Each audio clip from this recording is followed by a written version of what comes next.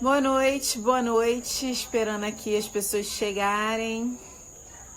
Dani Gomes já entrou por aqui. Boa noite, gente. Importante demais a gente poder se encontrar hoje. Celinha tá por aqui. A Mayara Fafini, o Mário.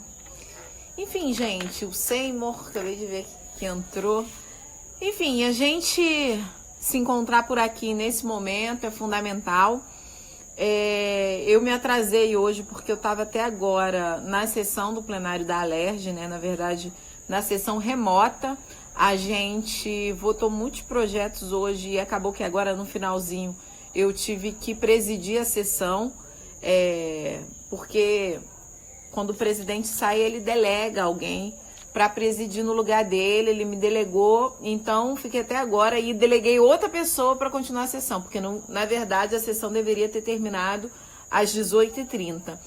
Mas hoje, gente, eu não queria deixar de fazer essa live porque a gente está com essas situações extremamente dramáticas, né? Vocês viram aí a atualização do número de Covid no Brasil. A gente tem 71.886 casos no Brasil.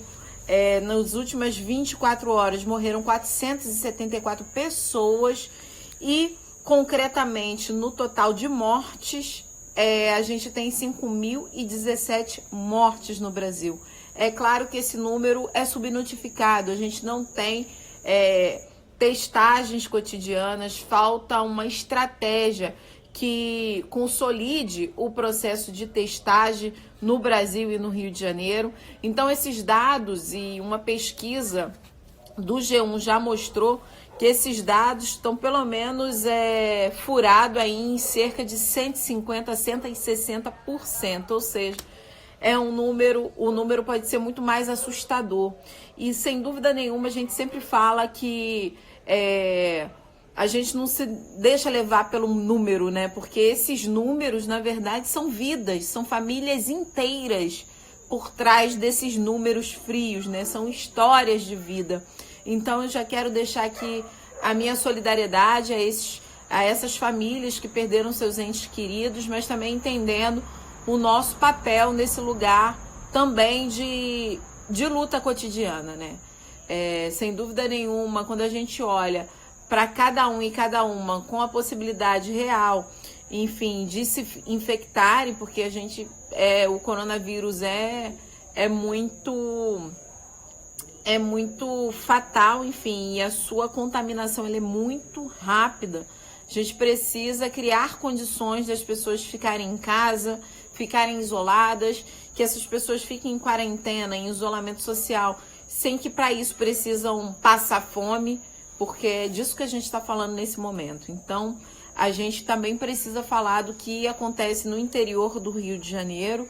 A gente tem aqui um convidado hoje, que é o Yuri. O Yuri faz parte da construção também do mandato do deputado federal Marcelo Freixo, e isso é importante para a gente também ter uma perspectiva tanto do que está acontecendo no interior do Rio de Janeiro, mas também numa perspectiva de quais são as políticas públicas que a gente deve trabalhar. E por isso, né, quando a gente fala o Rio de Janeiro, na verdade, a capital do Rio de Janeiro, ela é o centro da Covid hoje no estado. E a gente fala muito disso, porque a gente tem um riocentrismo colocado, mas a gente precisa saber o que está acontecendo nas outras cidades do interior do Rio de Janeiro. Então, por isso, a gente convida o Yuri, que é de Petrópolis, para construir aí também uma análise que possa dar conta do que está acontecendo no interior do Rio de Janeiro. Eu vou aqui convidá-lo, o Yuri já apareceu por aqui, e aceita entrar aqui com a gente. E dá boa noite, Renata Lira, Caio, o Flávio está por aqui também, Elton. Boa noite para vocês aí, Yuri. Oi, Yuri. Olá, Tudo bem? Como é que você tá? tudo bem, Rê? Tudo Tá bem? me vendo tranquilo aí? Tô Aqui deu uma tudo travada. bem. Não, tá ótimo. Ah, que bom. Ah, que bom. E aí, muito trabalho hoje, né? Muito trabalho, e aí eu quero Plenário. pedir desculpa, porque Nada. eu tive que acabei tendo que fazer, presidir a sessão da Alerj, e ainda, só para você ter uma ideia, ainda não acabou. Eu acabei que passei a presidência para que pudesse vir fazer essa live com você, porque eu considero super importante a gente ter um panorama do interior, né? O que está acontecendo em Petrópolis, o que está acontecendo em outros lugares que, infelizmente, ficam invisibilizados porque há um riocentrismo, concretamente, né? Não só porque aqui a situação de fato é dramática, a capital tem mais casos, mas também porque a gente tem uma situação concreta de visibilidade para as coisas que acontecem aqui na capital. Então, as coisas que acontecem no interior fica em segundo plano. Isso é muito ruim. Isso é ruim para a gente fazer política pública. Isso é ruim para a gente entender também as necessidades que está tendo em outras cidades. Vejo aqui que acabou de entrar as meninas do Griot de Cabo Frio. Vejo aqui também a Carol de Cabo Frio. Um beijo grande. E a gente quer fazer essa rodada mesmo para a gente falar das necessidades do interior. Então, obrigada mesmo, Yuri. E apresenta para a gente um pouco da análise do que vocês estão tendo, o que vocês estão passando lá em Petrópolis. Aí em Petrópolis, né? Porque você está em casa. Tô em casa, tô no isolamento. É isso, velho. Opa, dei uma balançada aqui no... Mas, primeiro, muito obrigado pelo convite. Estou acompanhando todas as suas lives, o conteúdo está muito bom. E que bom que você abriu espaço para a gente falar do interior. Realmente acontece esse riocentrismo. A gente que fica aqui nos outros municípios do interior acaba se sentindo um pouco deslocado das manchetes de jornais. Os dados demoram um pouco a serem tabulados e fica essa sensação de dois rios. O do Grande Rio e o do interior do estado. Por mais que Petrópolis e outros municípios, no papel, façam parte da região metropolitana, e isso é importante para construir política pública, para o desenvolvimento econômico e social, ainda assim a realidade é muito distinta, né? A gente tem, geralmente, equipamentos de saúde em menor proporção do que na grande capital, do que na região da Baixada Fluminense, do que em Niterói, e isso tudo influencia no momento de crise como esse. Você pode ver aí que saiu nessa semana uma perspectiva, uma pesquisa que fez o levantamento que o isolamento social no estado todo caiu de 70% para 50%. Então, isso não está acontecendo só na capital, isso está acontecendo também na cidade do interior. Às vezes até principalmente, porque as prefeituras não possuem uma capacidade de resposta, não possuem recursos, não possuem capacidade de política pública como a capital possui. Então, se a capital já está com essa necessidade, com essa demanda mal atendida, imagina as cidades menores, que muitas vezes não têm receita, que muitas vezes não têm quadro técnico, que muitas vezes não têm profissionais de saúde o suficiente. Então, o quadro é muito drástico. Aqui em Petrópolis, na região serrana, em outros municípios do estado, eu tenho conversado com muita gente, até por conta do Nós pelo Rio, né? Projeto que a gente faz parte em conjunto lá com o Marcelo Freixo, a gente dialoga com as cidades do interior e todo mundo fala que nas últimas semanas o isolamento, o distanciamento realmente foi quebrado. As pessoas andam na rua cada vez mais com máscaras, só que ainda assim você vê que é um uso da máscara quase que fictício, né? Porque as pessoas andam com a máscara, mas colocam a mão na máscara o tempo todo, abaixam a máscara o tempo todo, ficam perto uma da outra.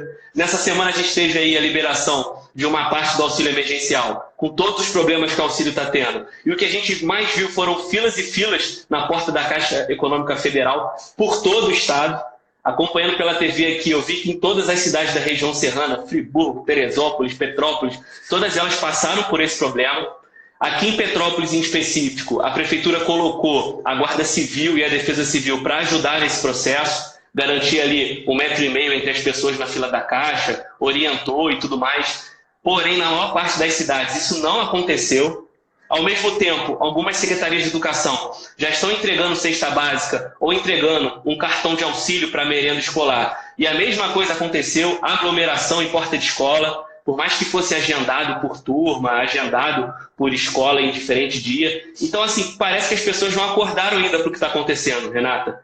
Por mais que a gente fale nas redes, por mais que os números cresçam a cada dia. Você falou dos números do Brasil, mas o do estado do Rio de Janeiro saiu agora há pouco, enquanto você estava no plenário. E a gente já tem 8.504 casos confirmados. Isso é, de ontem para hoje foram mais 506. Sendo que ontem, você sabe, a gente bateu recorde. Ontem a gente bateu o recorde de novos casos, que foram 833 casos, e mais de 700 só na capital. De mortes, hoje a gente já atingiu 738, são mais 61 mortes no estado. E como você colocou muito bem, para além das subnotificações, existe também uma discrepância absurda entre os dados dos municípios e os dados que o estado divulga. Então, quando você pega o mapeamento das prefeituras e olha o que o estado apresenta do quadro das cidades, às vezes você vê diferença de 50 a 60 casos. Então, o estado não está conseguindo acompanhar as testagens das prefeituras.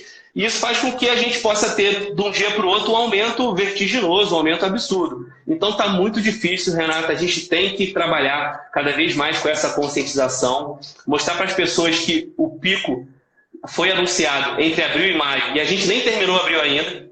Então, ainda tem todo um mês de crescimento. E se a gente não pensar políticas públicas para as cidades, não pensar que o governo federal e o governo do estado precisam sim enviar recursos para as prefeituras, a gente não vai conseguir superar isso. É o que eu sempre falo, a vida das pessoas não é no ambiente abstrato da conjuntura nacional, não é no ambiente abstrato da conjuntura estadual, a vida das pessoas acontece nos municípios, nas favelas, nas servidões, nas escadarias, aonde a vida real acontece é nas esquinas, e nas esquinas elas estão colocadas nas cidades. Se a gente não olhar para as cidades agora, se o governo federal não soltar recursos para as prefeituras, a gente não vai dar conta, Rê.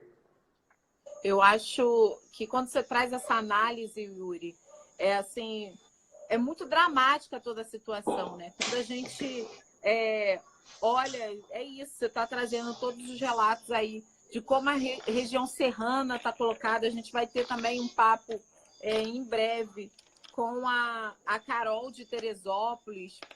Carol Quintana, grande amiga. Exatamente. Justamente para fazer esse giro, para a gente entender o que está acontecendo. Porque, além da subnotificação, a invisibilidade dos casos ela é muito grande, né? Hoje, por exemplo, a gente tem situações alarmantes, né? Há pouco me mandavam aqui o caso da UPA da Maré, que não tem médico e que já tem corpos acumulados. Olha isso. Obviamente, esses números ainda não estão quantificados, né?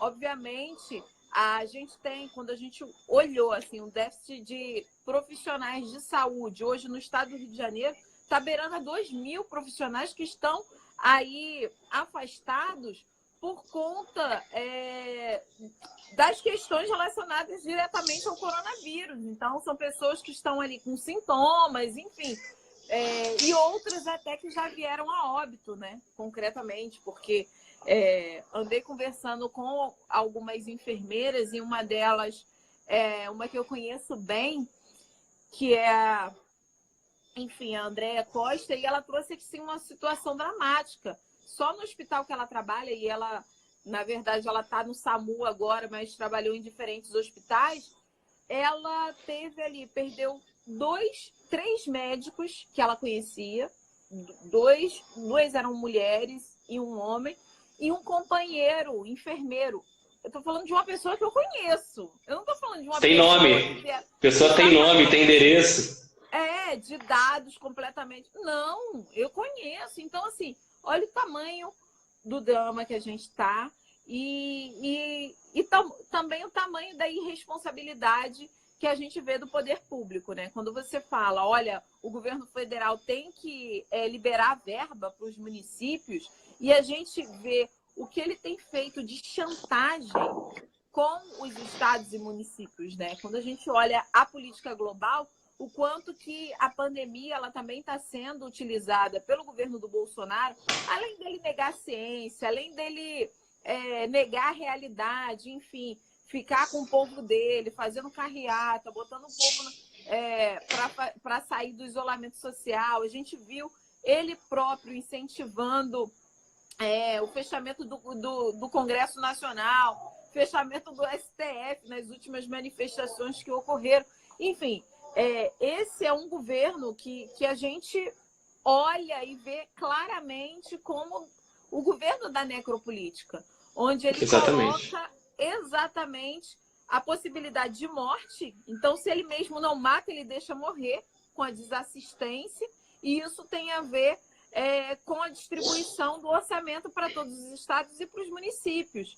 E, nesse momento, ele usa toda a lógica que ele tem de privatização, que é da política bolsonarista. Então, aqui no Rio de Janeiro, no estado, mesmo que o Witzel tente demonstrar alguma coisa de polarização com o Bolsonaro, na verdade, ele introjeta na política dele toda uma política privatista, né? Não sei se você acompanhou, Yuri, mas ele mandou para a Alerj, na última semana, em pleno feriado, um pacote de privatizações, com possibilidade de privatizar as universidades públicas, privatizar a FAPERJ, que é um fomento importante para as pesquisas, e a gente sabe que pesquisa, ciência é soberania, né? Então, não é arma nuclear, como o filho do Bolsonaro fala. Ele diz que um país é forte tendo arma nuclear, tendo poder nas Forças Armadas. Não, é ciência e tecnologia. Tá aí os Estados Unidos. Desculpa te interromper, mas é isso. Os Estados Unidos responde a 1/3 dos casos no mundo. Os Estados Unidos já tem 1 milhão e são 3 milhões no mundo. E é isso. Tem lá um monte de ogiva nuclear, mas tá dando conta do problema de saúde pública? Não tem sistema público, não cuida das pessoas, não é isso? Desculpa, é só um parênteses. Não, claro, você tem toda a razão. Agora você vê essa situação. Então, nesse momento, o governo do Bolsonaro, ele aproveita da pandemia para chantagear Estado, para chantagear municípios a privatizarem os seus bens. Então, está na conta, desde empresas públicas de distribuição de água, e a gente sabe que a distribuição de água é um problema crônico no Brasil, em especial no Rio de Janeiro. Então, nisso, a gente mercantilizar a água nesse momento, o quanto que a gente tem aí de problema nisso, né? Se a pessoa não tem água para beber, ela vai ter água para não vai ter água para lavar as mãos, né? Imagina, você não tem nem água para beber, como é que você vai priorizar uma água para lavar suas mãos? Isso não existe, né? É surreal. Então, ele está usando esse momento para servir de chantagem também e fazer com que esses municípios se rendam ao sucateamento do próprio Estado, né? E é muito louco, nesse momento que todos os países viram que a única forma de salvar vidas é justamente fortalecendo a máquina do Estado, não é mesmo? Perfeito. E é a luta que você tem feito na Alerj desde o início, é a luta que eu faço aqui em Petrópolis, de defesa irrestrita do Estado. Estado como provedor de proteção social, como provedor de política pública e como trincheira mesmo de combater as desigualdades sociais. Não dá para a gente imaginar um Estado que está à mercê do mercado, que quer pegar uma crise econômica e de saúde e ter um oportunismo de privatizar, o que inclusive dava lucro para o Estado, porque a SEDAI nos últimos 3 anos deu dinheiro para o Estado. E o Witzel aproveita esse momento e pressiona vocês aí na Alerj. Inclusive, o próprio governo do Estado está dando pouquíssimo suporte para as cidades. Vocês aprovaram na Assembleia aí mais de 1 milhão para cada município. Assim que começou a crise, vocês aprovaram do orçamento da Alerj mais de 1 milhão para as cidades. E o governo do Estado simplesmente não está fazendo nada, principalmente para o interior. E essa perspectiva de sucatear o que é público está custando vidas. Porque o colapso que está dado na rede estadual é justamente por essa falta de investimento constante no SUS, que vem lá do governo federal, claro. A gente sabe lá da emenda constitucional 95, a PEC do teto de gastos, que a gente chama de PEC do fim do mundo, que o Temer aprovou antes de sair do governo. A gente sabe que a carga tributária brasileira concentra muito na União, as receitas ficam muito para a União, um pouco menos para os estados e quase nada para os municípios. A gente sabe tudo disso. Só que as escolhas políticas e de gestão que o governador tem feito é de privatizar essas empresas públicas, essas universidades, e de não dar suporte para as cidades. E está aí o quadro, né? Se você pegar a rede estadual hoje de saúde, você tem só 18 leitos disponíveis. Lá em Volta Redonda, a cidade do Rio já não tem mais UTI disponível. Então as pessoas estão tendo que andar mais de 100 quilômetros para ir lá em Volta Redonda, sendo que Volta Redonda só tem 18 leitos disponíveis UTI. E o pior de tudo, essas 18 vagas correspondem a quase 80% da ocupação de Volta Redonda. Então daqui a pouco não vai ter vaga em Volta Redonda. Ele inaugurou um hospital de campanha com recursos privados, inclusive, que é o do Leblon, e esse hospital ele teria 200 leitos para atender a população com Covid-19. Ele inaugurou com 30 leitos, sendo só 10 de UTI. Então, o que você falou é meio que um oportunismo político de falar, estou inaugurando. Mas prometeram 10 hospitais de campanha por todo o estado. E a gente não tem perspectiva dessas inaugurações. Enquanto o último dado que eu tenho aqui são de 326 pessoas na fila por leitos de UTI em toda a rede estadual. Isso só de pessoas que estão com Covid ou que estão com suspeita de Covid. Imagina aquelas pessoas que estão infartando, que estão se acidentando no trânsito, porque a vida não para. Por mais que o isolamento social acabe diminuindo um pouco as interações e, consequentemente, até os problemas de saúde que se desdobram disso, as pessoas continuam com doenças crônicas, as pessoas continuam tendo outros tipos de quadros graves. E aí você tem só por Covid uma fila de 326 esperando leitos de UTI. O outro dado que me assustou foi que, desde que começou essa crise no estado do Rio, cerca de 150 pessoas já morreram com problemas graves respiratórios. Ou seja, para além das subnotificações, como você apontou, a gente tem a certeza, isso dados do poder público, que pelo menos 150 pessoas morreram no estado porque não tinham respiradores, não tinham leitos de UTI. E isso vai aumentar em maio. Isso vai aumentar, porque o isolamento social está sendo quebrado, porque o governo do estado não está dando resposta. Você teve até indícios de fraude nessas licitações. Prefeitura do Rio, que é quem mais está ocupando esses leitos, pelo quadro do Rio, como você trouxe muito bem, também não dá resposta. O Crivella fica naquela, estou contratando profissional de saúde, estou comprando respirador, e nunca chega, não chega nunca. As prefeituras aqui não estão dando conta. No caso de Petrópolis, eles acertaram muito em medidas sanitárias. Barreira, de limpar a rua, isso tudo está correto. Mas estão esquecendo da crise social que vem junto.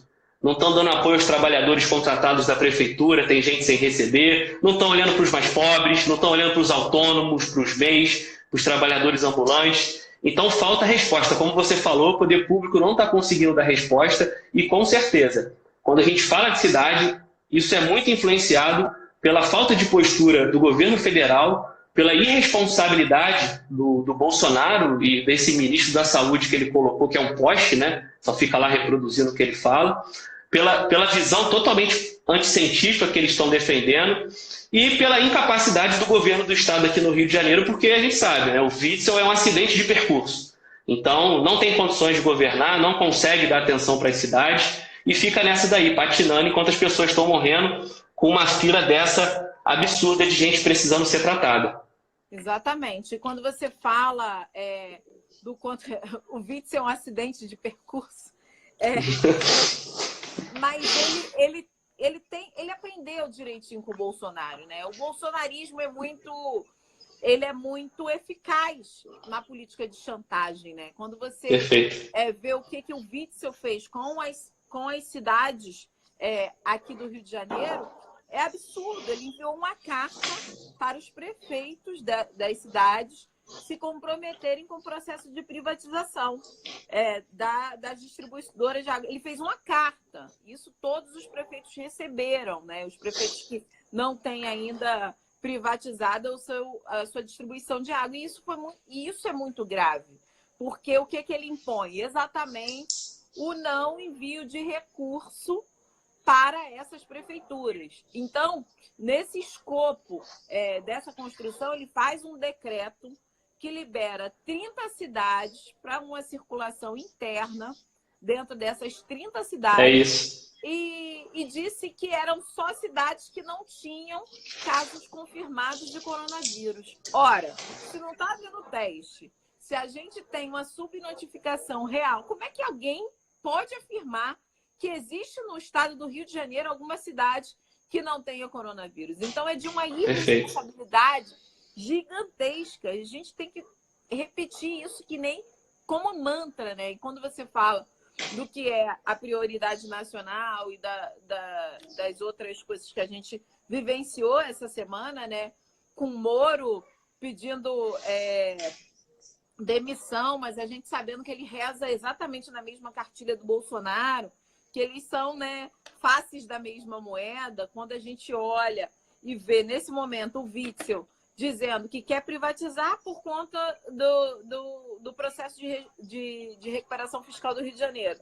Mas, ao mesmo tempo, ele, na primeira oportunidade, já sugeriu presentear o Moro com uma secretaria. E, obviamente, para você ter uma secretaria, você despende recursos públicos, ou seja, dinheiro público para satisfazer o seu ego e para presentear o Moro. Olha que loucura! Então, a gente vê o tamanho do problema que a gente tem com esses bolsonaristas no governo. Eles só pensam no seu ego, na sua construção pessoal, porque eu vi que há um tempo, né? E, na verdade, a rusga toda dele com o Bolsonaro é justamente porque no primeiro mês do governo ele já saiu falando no mundo inteiro, foi numa viagem ao exterior, que ele queria ser presidente da República, né? Então, há uma construção, absurdo, há uma construção de um processo de projetos pessoais, particulares, dentro do poder público. Isso é muito sério. Quando a gente olha, por exemplo, lá a tentativa do Bolsonaro de blindar a família dele para que não haja investigação na Polícia Civil contra os filhos dele, né? Os filhos dele que já estão por aqui de crimes cometidos, né? Impressionante, porque sim, ninguém tem dúvida de que é crime. Agora, como é que o poder público, enfim, o judiciário vai se organizar para, de fato, levar esses criminosos ao júri, né? Para responderem sobre os seus crimes. Então, isso é muito sério. A gente precisa não só trazer esse tema, eu estou vendo aqui que alguém falando da questão das aglomerações, que isso é grave, que o próprio governo influencia as pessoas de saírem do isolamento. Isso é absurdo, Monique. Inclusive, a gente precisa não só reafirmar a necessidade do isolamento social, mas reafirmar a quarentena, porque esse governo da necropolítica, ele também é da desinformação, ele também é da ignorância. Então, ele usa desses instrumentos, dessas estratégias, para desmobilizar aquilo que a gente tem como principal defesa nesse momento, que é justamente a quarentena e o isolamento. Então, Yuri, eu acho que é importante você também trazer um panorama de como é que está colocada as disputas na cidade, né? Porque eu acho que, assim, não tem nada por acaso. Quando a gente está falando da questão da prioridade do governo federal, do governo estadual, e como eles olham para os municípios, e esse ano é ano de eleição, né? Eles estão muito vidrados nessa possibilidade de eleger os deles. Exato. Então, nesse sentido, a política pública acaba sendo utilizada também para uma auto-organização deles. Como é que você está vendo isso aí? A região serrana ela é complexa. A gente sofre muito aqui por um certo espírito provinciano que toma conta.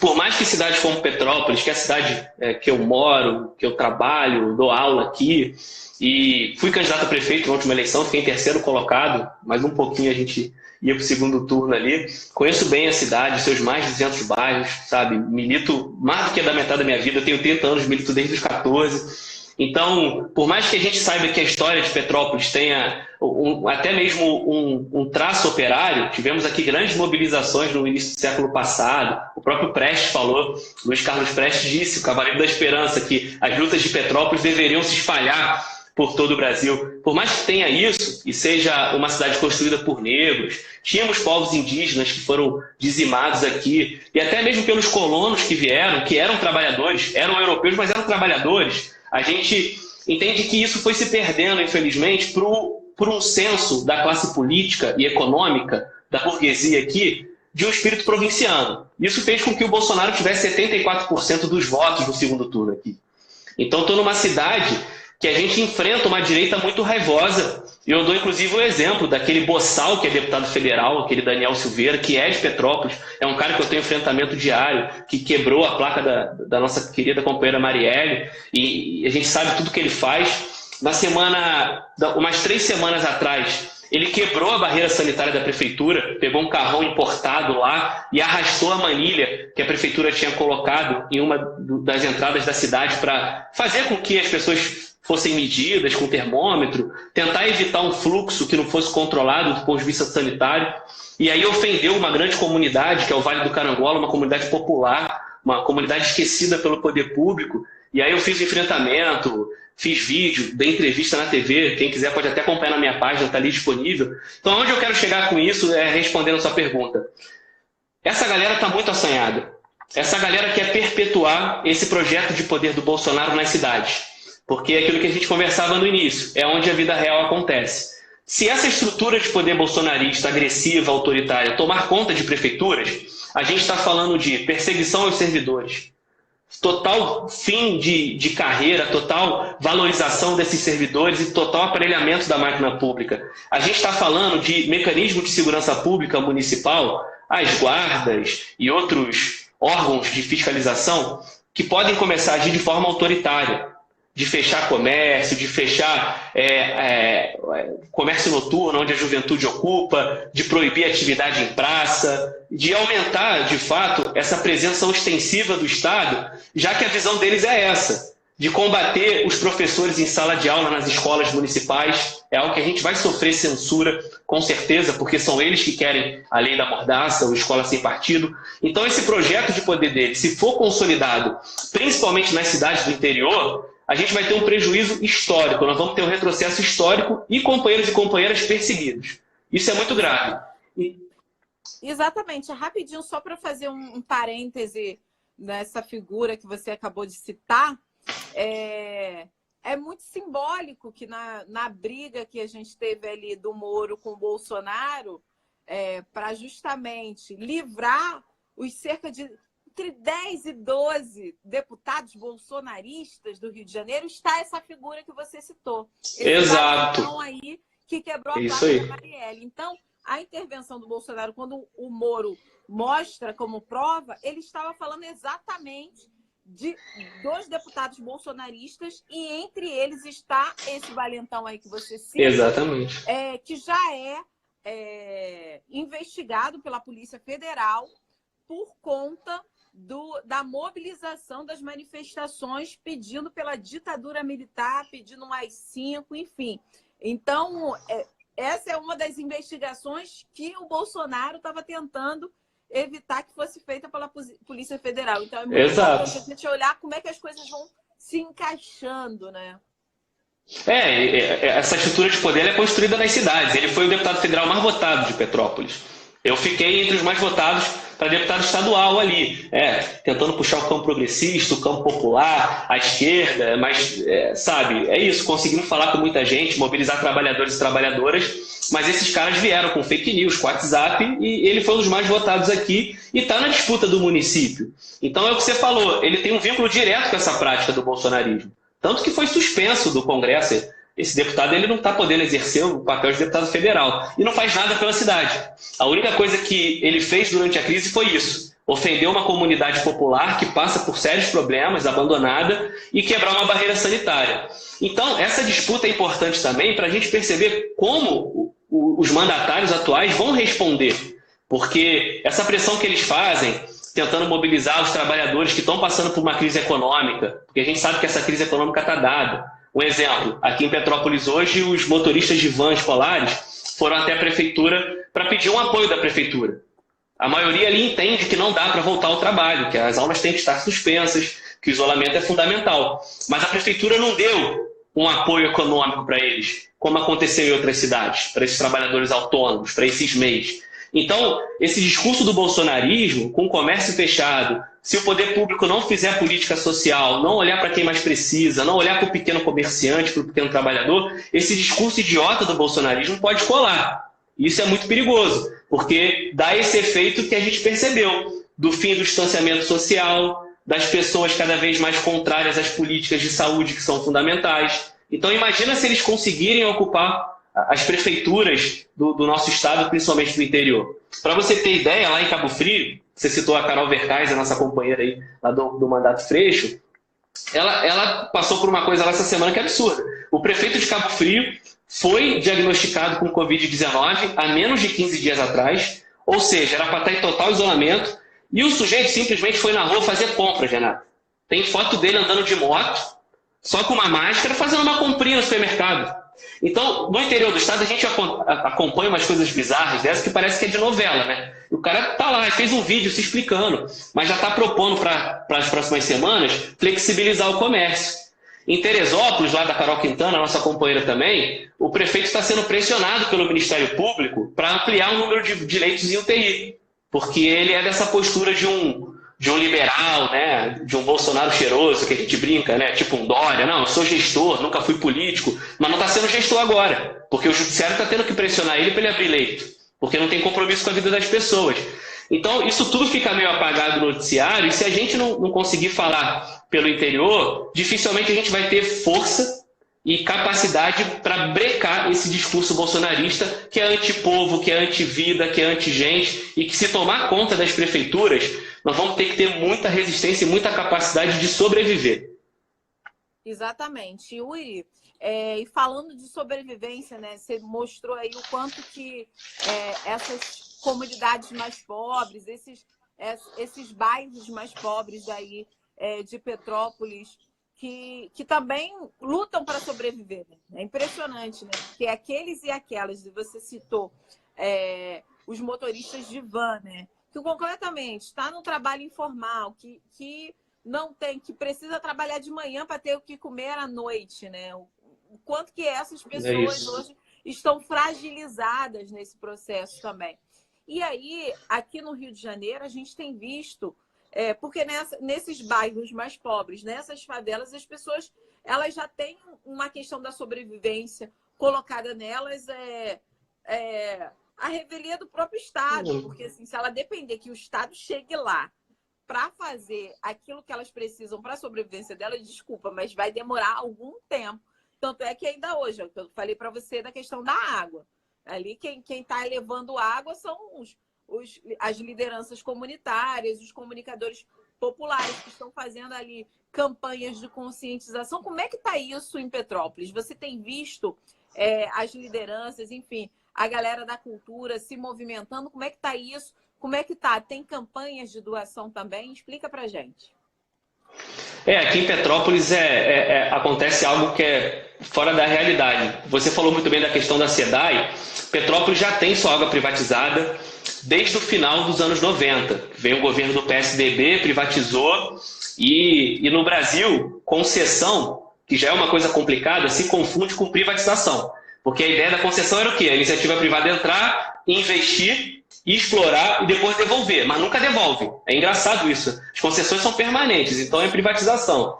E aqui é Águas do Imperador, que é ligado ao grupo Águas do Brasil, que inclusive está em Friburgo, está em Niterói, e vai disputar essa privatização da SEDAI, já anunciou isso. Então, muito ruim, porque Petrópolis tem muita água, a região serrana como um todo tem muita água. Brota água, brota pena de água, poço artesiano das comunidades. Só que essa concessionária, ela simplesmente fecha. Aqui perto de onde eu moro, no Caxambu, que é um lugar que tem muita água, tem agricultura familiar, eu estava acompanhando uma luta ali com os moradores da rua Elisa Múcio, que eles estavam tentando fazer? Não deixar que os moradores usassem a água do poço. E a água foram feitos estudos pagos pela própria comunidade, os moradores rateando ali, que mostravam que a água era melhor até do que a da Águas do Imperador. Mas eles não querem, eles fecham o poço que eles querem cobrar, que é botar hidrômetro.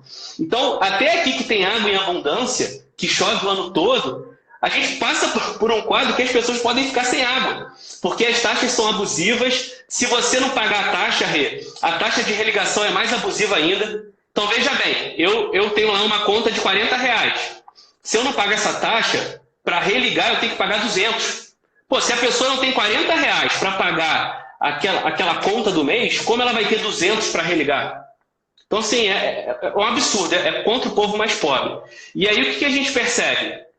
Que esse tipo de política faz com que, até onde a gente tem bons recursos, e o município teria condição de atender as pessoas, acabe sendo prejudicado. Mas, assim, no geral, o que está acontecendo na nossa cidade? Existem algumas iniciativas, principalmente de pastorais, de igrejas evangélicas, de coletivos de juventude. Eu mesmo faço parte de um movimento que é o Movimento Cidade Unida. As pessoas podem até entrar no Instagram aí e ajudar a gente com doações. E a gente tem tentado atender o máximo de pessoas possíveis. Só que está muito difícil. Porque, como eu te falei, a prefeitura divulgou recentemente que entregou 600 cestas básicas. E acha que está fazendo muito. Petrópolis tem 306 mil habitantes. 20 mil mês que estão sendo prejudicados. 20 mil microempreendedores individuais que não estão recebendo. Petrópolis tem no Cade Único 25 mil famílias inscritas. Aí vem a prefeitura, entrega 600 cestas básicas. Essa concessionária de água entrega ali pouco mais de 2 mil kits de higiene e acham que estão fazendo alguma coisa, é muito difícil. Então meu telefone não para. Meus ex-alunos da Escola Popular, que é um projeto de coletivo de educação de jovens adultos que eu faço parte, tem me procurado. Pô, Yuri, eu conheço tal família que precisa de ajuda. No Facebook, sempre que eu posto pedindo doação, aparecem cada vez mais demandas. Por isso, porque o município não está dando atenção para assistência social, para atender a vida das pessoas. Seja o pequeno comerciante, seja o MEI, ou quem está na comunidade isolado e alheio de qualquer política pública. Eu sei que a prefeitura não tem dinheiro, Rê, para dar conta de tudo, mas ela podia buscar parcerias. A primeira coisa que tinha que ser feita é, por exemplo, para o microempreendedor individual e para os pequenos comerciantes, é sentar com os bancos públicos, é sentar com o banco privado que roda a folha da prefeitura e criar uma linha de crédito específica para essas pessoas. Esses 20 trabalhadores que eu disse de van escolar possuem total condições de serem atendidos pela prefeitura. Eu estou falando de 20 pessoas.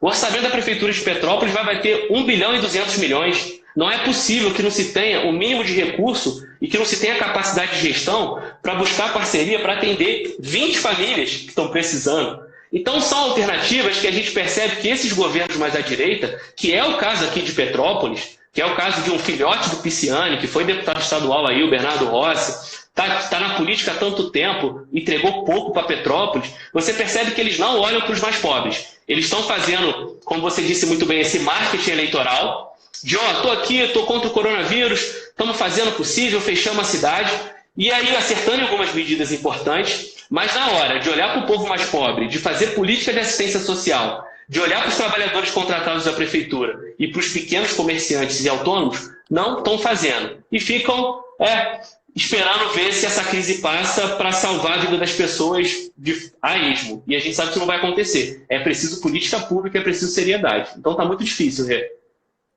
Exatamente. E, Yuri, a gente vê assim, o drama das cidades, a gente vê o quanto que se nega, né, o direito ao acesso às questões mais básicas, mas o quanto que a gente precisa falar desse momento também do que foram as prioridades até agora, né? Porque se a gente fala da saúde pública, a gente tem um processo de privatização da saúde pública, de sucateamento justamente para justificar a privatização, que é enorme. Quando você vai falar enfim, de plano de carreira e salário dos profissionais de saúde, muitas dessas figuras viram a cara. Então, assim, fica numa tentativa discursiva também de falar, olha, os profissionais de saúde são heróis, como se eles não fossem humanos, né? Como se ter escolhido ser um profissional de saúde livrasse ele da humanidade que ele tem e das necessidades dele que ele tem, né? Que é de se alimentar, que é de ter uma moradia, que é ter um plano de cargos e salários que façam sentido para que é ter condições de trabalho nos ambientes hospitalares. Como é que está isso aí em Petrópolis? Assim, como é que você observa os profissionais? Porque, como eu disse para você, a gente está com falta de equipamentos de proteção individual, né, os chamados EPIs. A gente está com falta, enfim, de respiradores. Não sei se você acompanhou lá na USP. Fizeram os alunos da USP propuseram um respirador que é 15 vezes mais barato do que o respirador mais barato que tem no mercado hoje. Então, foi super interessante que assim, o respirador já foi testado em humanos e funcionou, teve uma capacidade ótima, e que era para ter ali uma decisão política, uma vontade política de reproduzir esse respirador, né? E o quanto que a gente não tem isso numa sacada de, olha, então essa é a prioridade, a universidade pública fez um respirador que é 15 vezes mais barato, vamos produzir em escala, enfim. Como é que você vê essa situação em geral? E deixa eu te explicar. a gente já está indo finalizando, a gente só tem Imagino. um período mais curto, a gente não tem as 3 horas, eu costumo brincar aqui nas nossas lives, né? Que a gente ainda não tem direito a 3 horas de live, né? A gente fica... assisto muito a live da Tereza Cristina. Ela é ótima também. Das madrugadas. E ela fica 3 horas numa live e o Instagram bomba. Mas aqui a gente não tem isso, então a gente tem um teto de 1 hora de live. Então, vai criando o seu raciocínio também já para a conclusão, porque aqui eu já vi que surgiu perguntas com relação ao impeachment, com relação... basicamente. E alguns outros municípios, né? Bom Jesus de Itabapuana, o Olha, legal. funciona da mesma forma. Tem outras pessoas aqui que eu consegui ver mais ou menos que, enfim, ressaltar a questão da privatização da SEDAI como um problema também. Enfim, tem uma galera aqui trocando essa ideia com a gente, mas eu queria que você fizesse essa avaliação e um pouco, tá? Tem aqui algumas perguntas sobre o impeachment, mas rapidinho, só para dizer isso, assim, a gente generalizou essa ferramenta política, né? Principalmente depois do golpe da Dilma, né? Concretamente, hoje, ter mais de 30 pedidos de impeachment para o Bolsonaro, a gente reforça a generalização da utilização de um instrumento que é tão importante. E isso é preocupante também, né? Então, como é que a gente usa os instrumentos que a gente tem, mas com uma racionalidade que faça jus e dê legitimidade ao instrumento, né? Porque esse instrumento perdeu completamente a legitimidade por conta do golpe dado na Dilma. Então, como é que a gente também reorganiza a nossa estrutura também para pensar em outras formas de exigir o fora Bolsonaro e outras formas também de reivindicar um governo que seja responsável e garantidor de direitos, né? Perfeito. Quando começou tudo isso, Renata, a gente do Pessoal Petrópolis apresentou 26 propostas para a Prefeitura e para a Câmara. Mandamos para todos os secretários, para o prefeito, para todos os vereadores, para o presidente da Câmara, algumas propostas de como Petrópolis podia superar essa crise.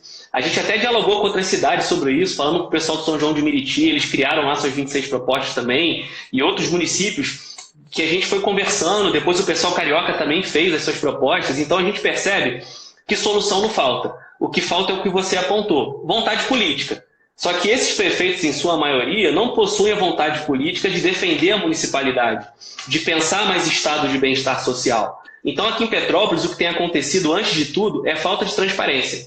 Eu recebo nas minhas redes sociais o tempo todo denúncia de falta de EPI, de falta de cumprimento dos protocolos do Ministério da Saúde para manejo de quem está contaminado, para manejo de corpos. A gente percebe que a testagem está demorando e fica tudo meio confuso. Então isso inviabiliza. Essa transparência faz com que a gente fique um pouco de mãos atadas. Só que o pessoal já está redigindo uma nota que vai ser enviada para o Ministério Público para a gente poder fazer essas perguntas de forma mais direta e saber, tá bom, tem EPI para todo mundo, como o prefeito divulga na rede social, mas quanto é que tem? Essa proporção é suficiente para atender todo mundo? A gente também sabe que EPI não é uma coisa só para todo tipo de profissional. Dependendo da área que ele atua dentro do hospital ou de uma unidade de saúde, ele tem um tipo de EPI. Isso está sendo acessível? Quantos profissionais de saúde em Petrópolis estão de fato contaminados ou com suspeita? A gente não tem esses dados e a maior parte dos municípios do interior não possuem. Por mais que conselhos de saúde, por mais que o Corém corra atrás, fiscalize, a gente não consegue ter esse tipo de informação. E aí, nessas 26 propostas que a gente apresentou também, a gente indicou caminhos para que os municípios tivessem recursos, por mais que o governo federal e o governo estadual não estejam ajudando. Primeiro, são as câmaras municipais devolverem dinheiro, Renatinha. Câmara municipal custa uma grana absurda. Aqui em Petrópolis é repassado 5% das nossas receitas. Então, isso tem receita corrente líquida. Isso tem que, agora, a presidência da Câmara e os vereadores, o conjunto ali, tem que pensar quanto que eles vão devolver para o município ajudar nessa crise. o prefeito tem que ter peito para parar de pagar dívida com instituições financeiras.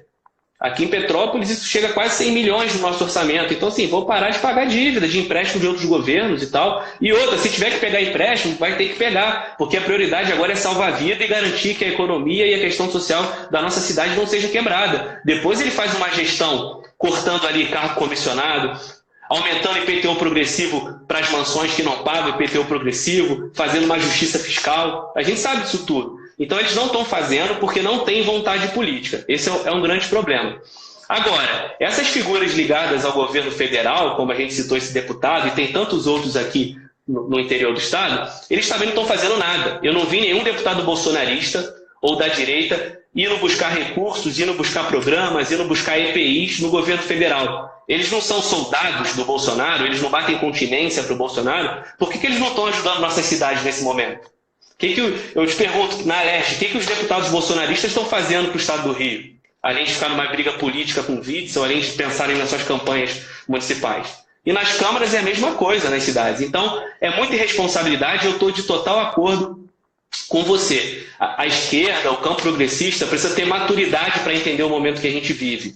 Não dá para achar que instrumentos legais, para achar que o rito do Congresso é simplesmente uma disputa que a gente faz dentro de movimento social, por exemplo. Ali existem questões engessadas, questões que mudam a vida dos brasileiros. O auxílio emergencial é um exemplo disso, né? O governo queria R$200, a oposição, Marcelo Freixo, a bancada do PSOL foi lá, brigou, conseguiu aumentar para 600, ampliou o número de pessoas que podem receber. Então ali tem todo um rito diferente que se a gente demole, e a palavra é essa, demole, a direita continua no poder e só muda o Bolsonaro.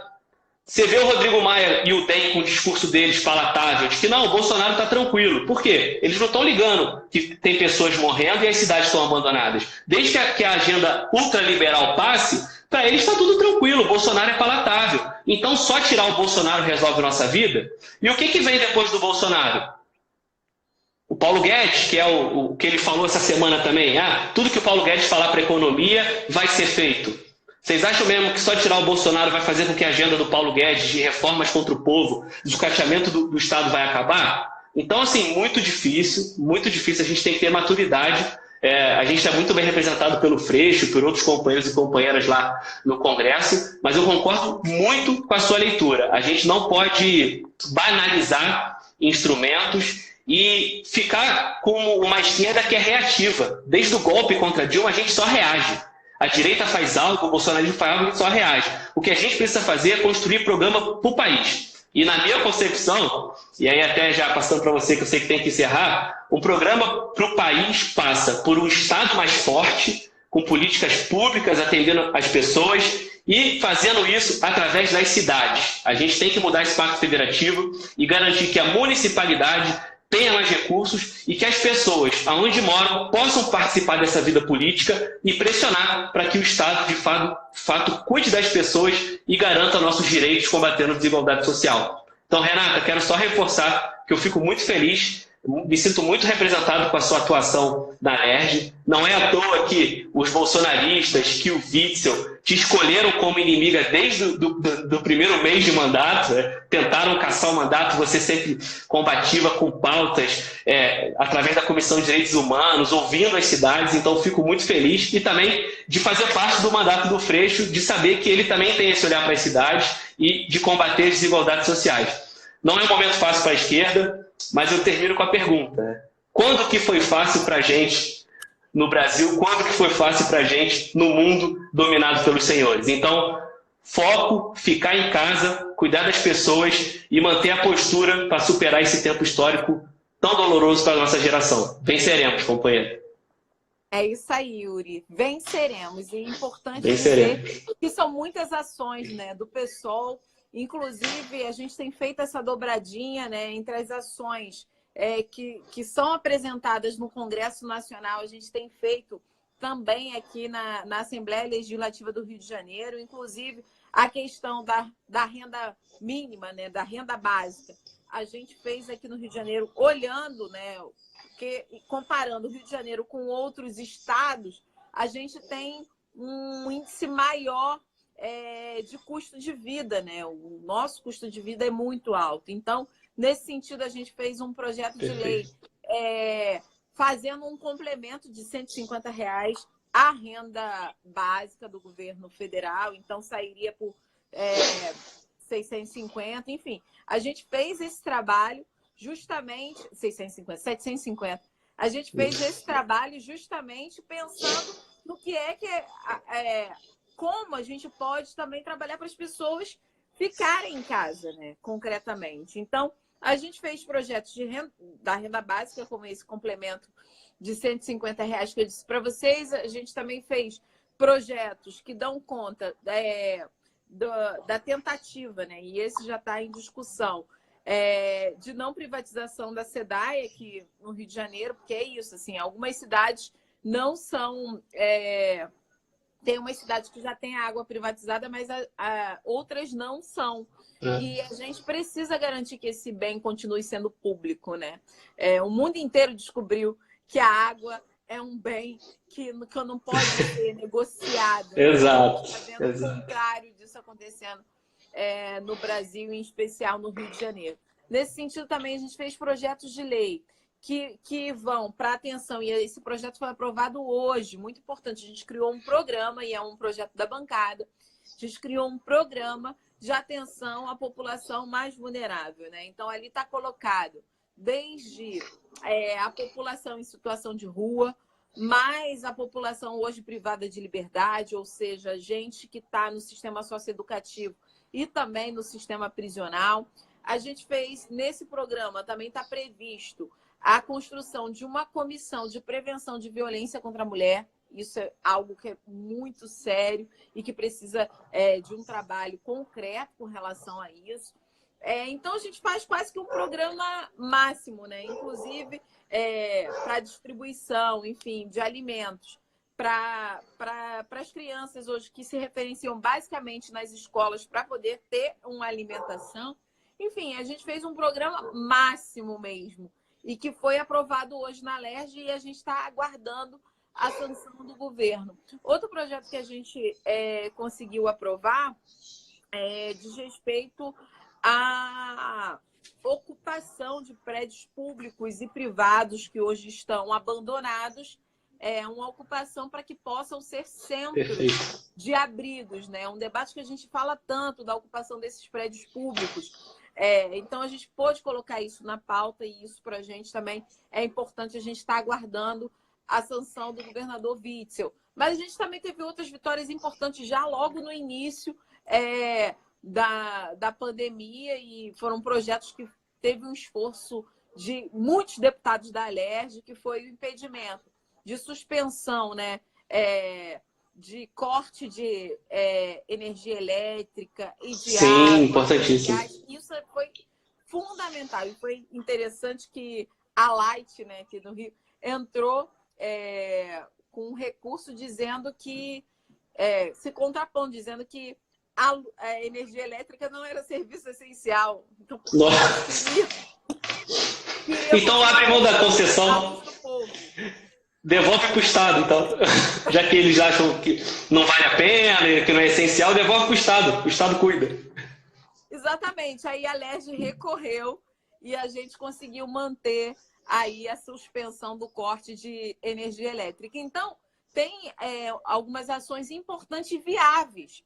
Basta ter vontade política. Exatamente. Nesse sentido, a gente tem unido forças também com a bancada municipal aqui no Rio de Janeiro, né, a bancada estadual e federal, e também se reunindo com outros. Mas, Yuri, te agradeço demais. A gente tem no nosso site também as mobilizações para arrecadação de alimento.